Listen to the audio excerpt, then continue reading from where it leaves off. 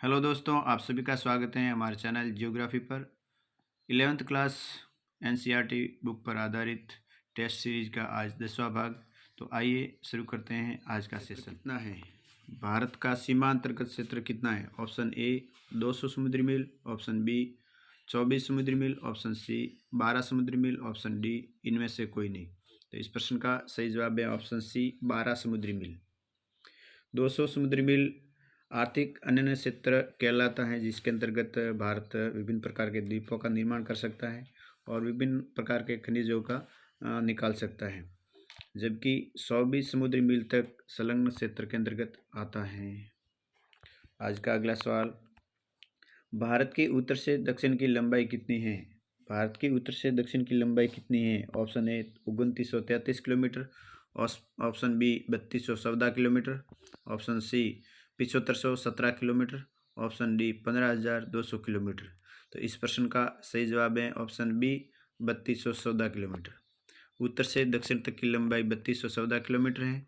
पूर्व से पश्चिम की लंबाई 2933 किलोमीटर है, जबकि भारत की स्थलीय सीमा 15200 किलोमीटर है और भारत के संपूर्ण द्वीपों सहित समुद्र तट रेखा की लंबाई 7517 किलोमीटर है, जबकि द्वीपों के अलावा भारत की मुख्य तटीय रेखा 6100 किलोमीटर है।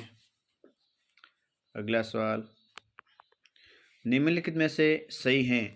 निम्नलिखित में से सही है। ऑप्शन ए भारत की मानक देशांतर रेखा 82.5 डिग्री पूर्वी देशांतर है। ऑप्शन बी भारत का समय ग्रीनविच समय से 5.5 घंटे आगे है। ऑप्शन सी भारत विश्व के स्थलीय क्षेत्रफल का 2.4% भाग है। और ऑप्शन डी ये सभी। तो इस प्रश्न का सही जवाब है ऑप्शन डी ये सभी।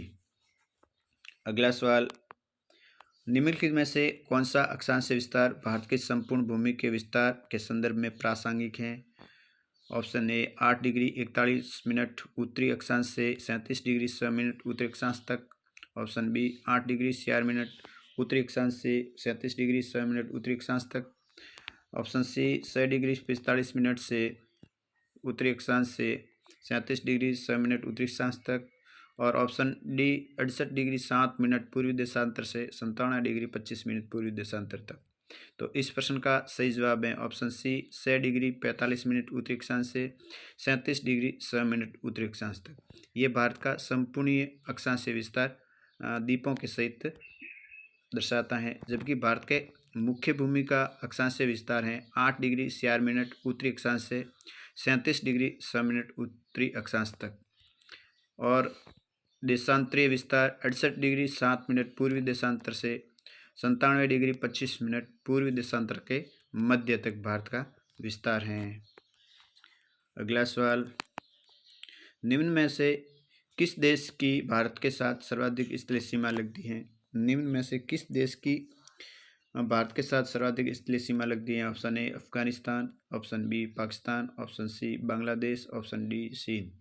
तो इस प्रश्न का सही जवाब है ऑप्शन सी बांग्लादेश। बांग्लादेश से के साथ भारत की स्थलीय सीमा 4096 किलोमीटर लगती है, जो कि सर्वाधिक है।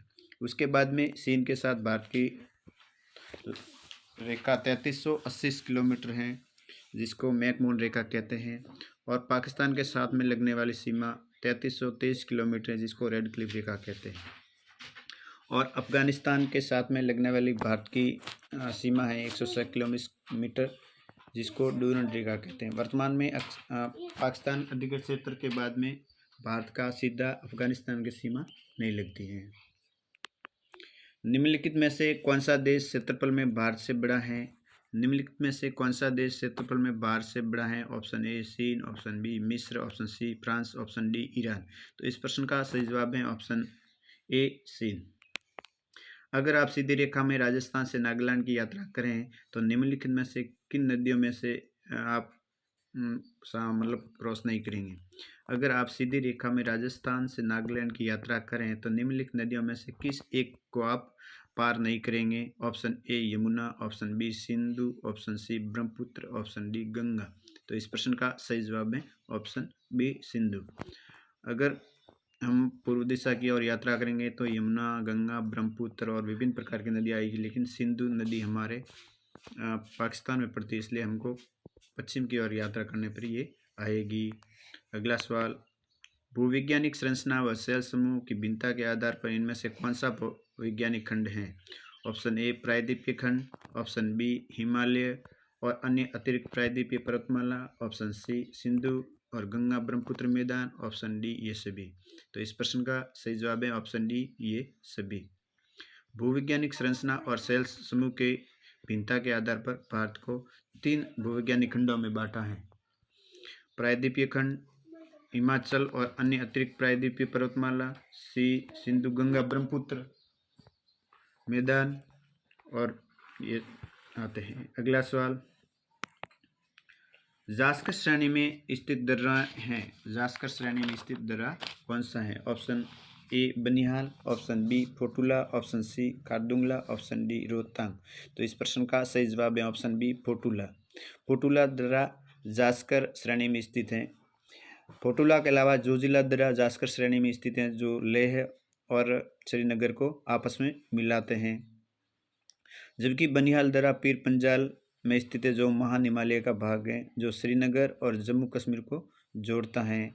जबकि खारदुंगला लद्दाख पर्वतमाला में स्थित है, जो लेह और सियाचिन को जोड़ता है, जो लद्दाख में स्थित है। जबकि रोहतांग दर्रा पीर पंजाल श्रेणी में महान हिमालय का भाग है, जो हिमाचल प्रदेश में स्थित है और वो लेह और मनीला को जोड़ता है। अगला सवाल, करेवा भू आकृति पाई जाती है। ऑप्शन ए उत्तरी पूर्व हिमालय, ऑप्शन बी पूर्वी हिमालय, ऑप्शन सी हिमाचल और उत्तराखंड हिमालय, ऑप्शन डी कश्मीर हिमालय। तो इस प्रश्न का सही जवाब है ऑप्शन डी कश्मीर हिमालय। कश्मीर हिमालय में करेवा भू आकृतियाँ काफ़ी उपजाऊ हैं, इसलिए वहाँ पे ज़ाफ़रान और कश्मीर की खेती की जाती है। इसके साथ ही आज का हमारा ये सेशन समाप्त हुआ। आपको अच्छा लगे तो हमारे चैनल को सब्सक्राइब करें, लाइक करें, शेयर करें। जय हिंद, जय भारत।